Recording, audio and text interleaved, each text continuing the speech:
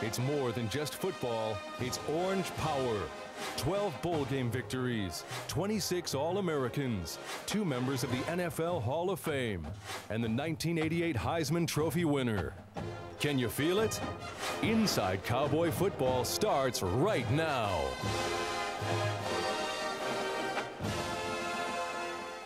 Hi again, everyone, and welcome to Inside Cowboy Football. You could argue that the story of the first 4 games for Oklahoma State was the Cowboy offense. But in the conference opener against Texas A&M, the defense and special teams stole the show as the Cowboys rolled to a 56-28 victory over the Texas A&M Aggies. Coming up on this week's show, a complete breakdown of OSU's victory, comments from head coach Mike Gundy, and we have a chat with senior cornerback Jacob Lacey. It's all coming up on Inside Cowboy Football. That's good, but you guys play as a team, okay? You play as a team, good things are going to happen. Little Mo Gray, they tried to pick on you in the last play, right? And you weren't going to have that. You weren't going to let them score on the last play, right? Second and 10, A&M from the Cowboys 17. Johnson back to pass, hit as he throws, floats it toward the end zone, and it's incomplete. At the goal line, and the game ends, and the Cowboys win it 56-28 over Texas A&M.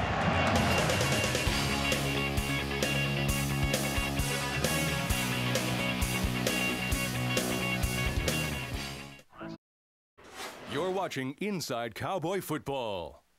We're back on Inside Cowboy Football and joined by Oklahoma State head football coach Mike Gundy after the Cowboys' 56-28 victory over Texas A&M.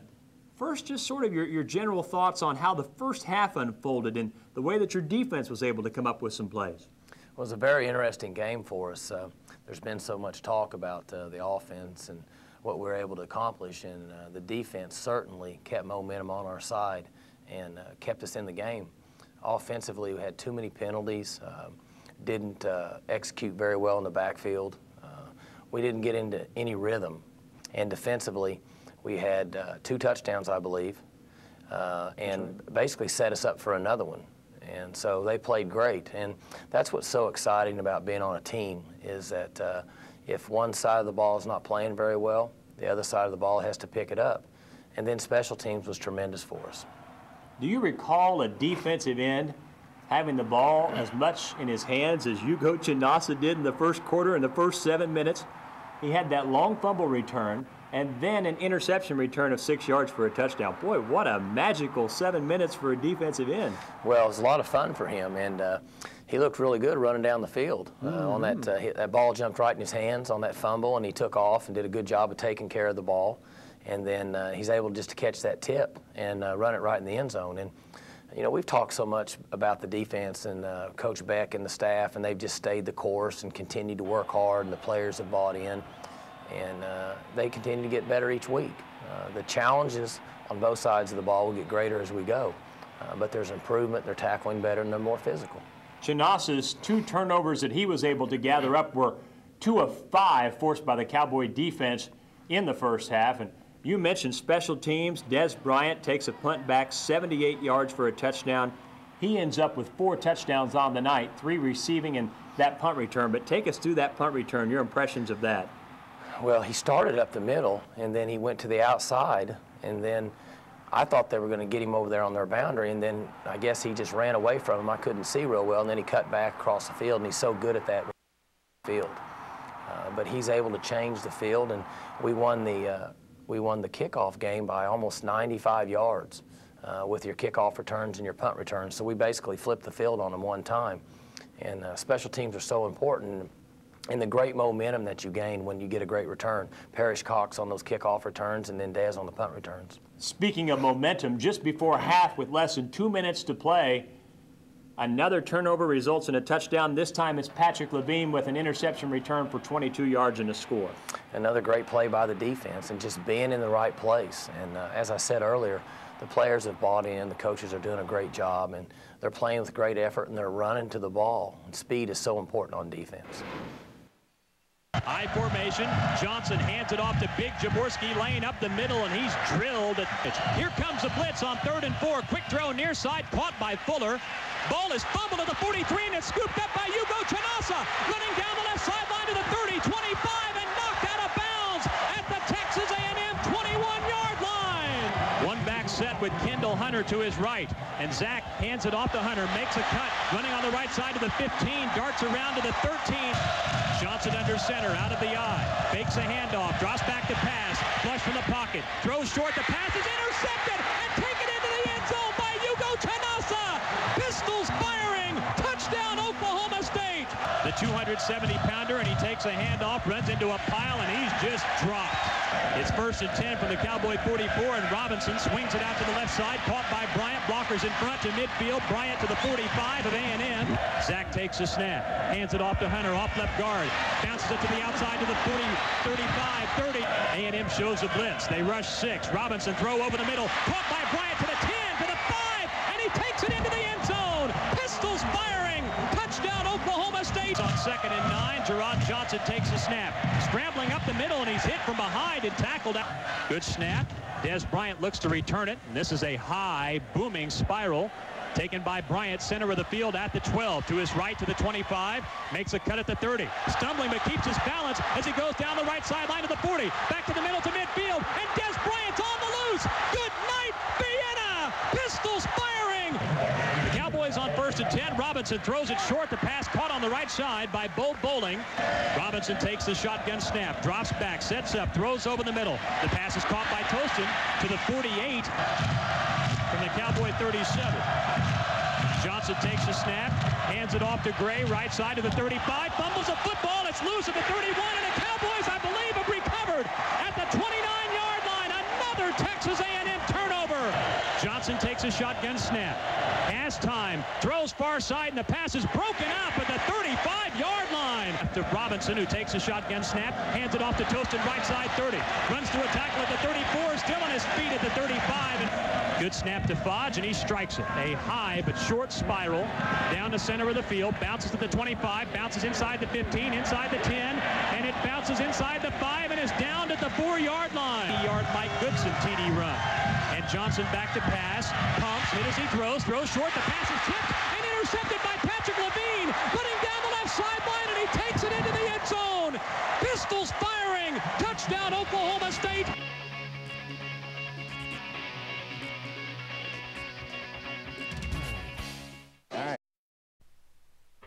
You're watching Inside Cowboy Football.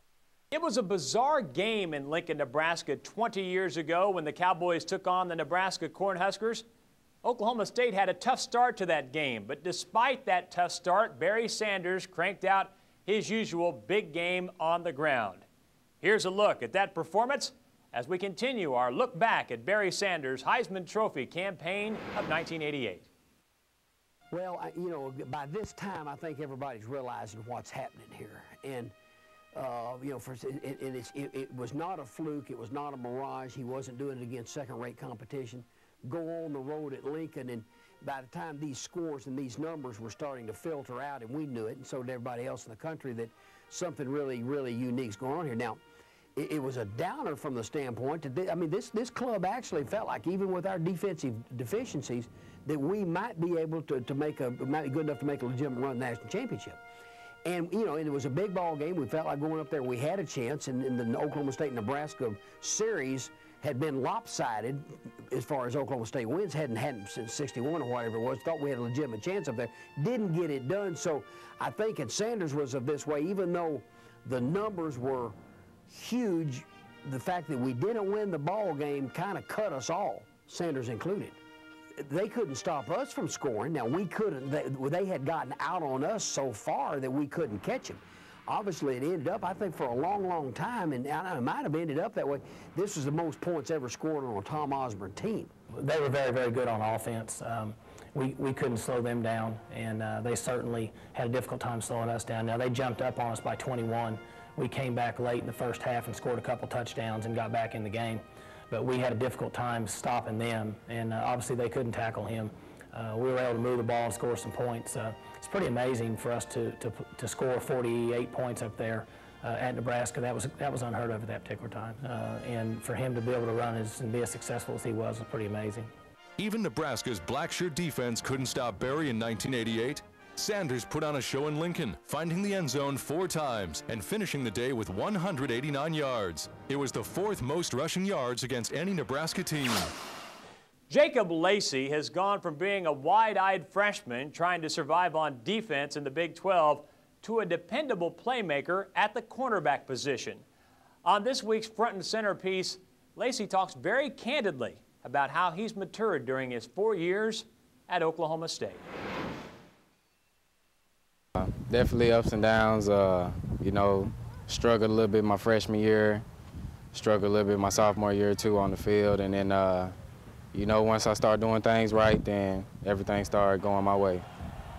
You ever think back and say, boy, I wish I could have redshirted so that you'd have one more year, or do you feel that way? Sometimes I do, just to keep playing college football, but then again, I was happy when I was a freshman to get in there and play. What's the best thing that you can say about yourself as a football player? Your greatest strength, what would it be? Probably my play recognition. I can recognize plays pretty well because I study film a lot. Where were you 2 years ago in comparison to that? At home. So you didn't put the time in maybe as much. Is that the case? That's the case. I didn't put in the extra time like everybody said. I didn't put in the extra time, and that gives you the advantage, and I didn't do that. So what led you to make that change? Just maturity. You know, you step out your shell, and once people start depending on you, then it kind of made me feel like, then, you know, I need to help these people out because they're depending on me to try to get a win. I've heard you're quite the video game player. True? I'm the man. At what? What do you play? Name a title. I'm good at it. I'm not Football? really. Yeah, I'm holding it down at the Madden. Dez tried to come challenge me at the NCAA. Will tried to come challenge me at the 2K8 on the basketball. I'm holding it all down. Do they give you justice as a player in the video game, in the college football game this year, yes or no? Oh, they did me on the speed. They did me okay, but I wasn't feeling the 93 speed. Coach Gundy, your impressions, your thoughts on Jacob Lacey's 4-year career here? Well, Jacob has really grown up as a person, and he's a true success story for our players. There was times early in his career he didn't go to class much and wasn't sure what he wanted to do. So he would come in and talk to his coaches, and he'd visited with me several times. And we asked him just to stay on track because he has a lot of ability. He's an important player to our team. Our team cares about him. And he's really grown up a lot. And as a coach, boy, you really have a soft spot for guys that do that because that's so important that these young men come through here and get an education and they grow up and they understand what's important in life. And now he's become a good football player. So he's put it all together. And other than him being slower on PlayStation than he's supposed to be, he's done very well. Still to come, highlights from the second half of OSU's victory over Texas A&M. That's when Inside Cowboy Football continues.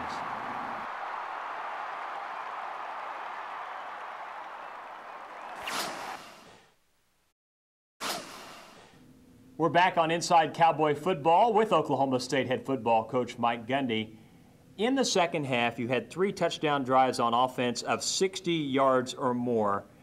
Did you have to talk to the guys at halftime about just being patient and continue to try to do the right things so that eventually those things will start to happen offensively? We were just impatient on offense. We saw some different looks.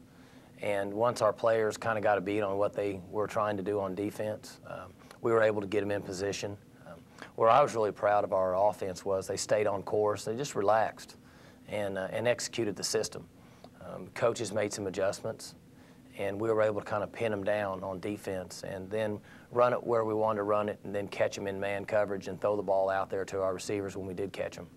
How did you feel about Zach Robinson's performance? The most rushing yards he's had in a game this year and very efficient throwing the football, at least statistically. It's very important that he runs the ball effective. Maybe option, maybe a scramble, maybe when he's carrying out a naked fake. But I thought he ran the ball very aggressive. We asked him in the second half with the scheme we were using on offense to be an effective runner, be that extra dimension. And they were loading up inside so much to stop our tailbacks that when he pulled the ball and took off around the end that he can make plays, and he has to continue to do that for us to be successful on offense. We talked earlier about Des Bryant's punt return for a touchdown, but he had 2 TD catches in the second half, and one when he was basically sandwiched between 2 defenders and had to do his best not just to catch it, but also to make sure he stayed in bounds that one in the third quarter. Well, he has tremendous ability when he's in the air. Obviously, he can go get it. He's got unbelievable hands. Everybody's aware of that.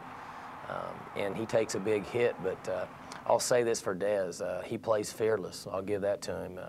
He enjoys playing football. We talk about this every week. He goes up and takes the ball, and it doesn't make any difference to him if anybody's going to hit him or not. He's going to go up and get the ball. Richie Bean will kick off from right to left. It's a line drive knuckleball taken by Parrish Cox at the 7. Right hash mark straight ahead to the 20, 25, 30. Still on his feet to the 35 and tackled from behind at the 38. The Cowboys are 2 for 8 on third downs, and Robinson fakes a screen pass, throws over the middle, and a diving catch is made. As Zach takes a shotgun snap, runs his own read, keeps it. Running to his right, turns the corner to the 40, right sideline to the 38. Robinson takes a shotgun snap, pumps, sets up, throws it deep down the right side for Des Bryant, and he makes the catch between 2 defenders in the end zone. Johnson in the shotgun takes a snap, hands it off to Goodson up the middle. He's stuffed and stopped after maybe a yard.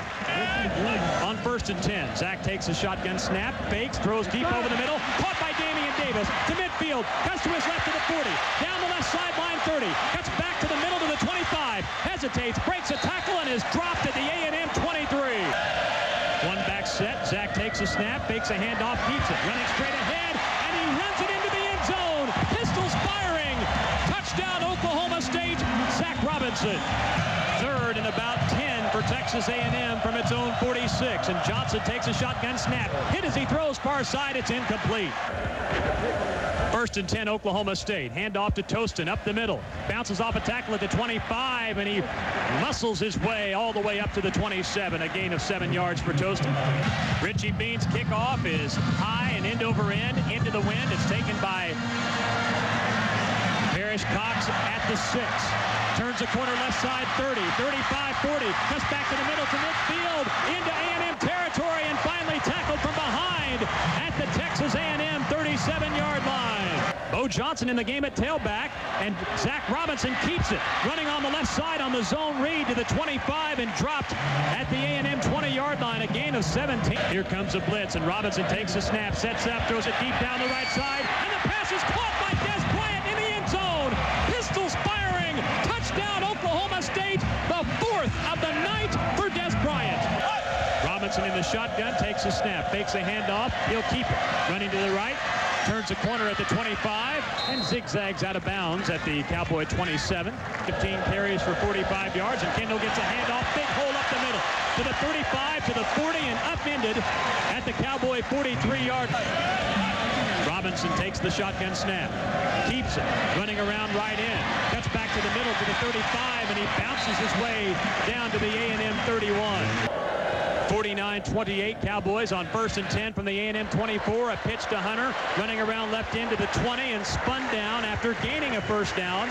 Zach Robinson takes a shotgun snap, hands it off to Tostin up the middle, bounces off a tackle at the 12 and bulldozes his way down to the A&M 7. And Robinson quickly takes a shotgun snap, keeps it, running on the right side, makes a move and takes it into the end zone. Pistols firing.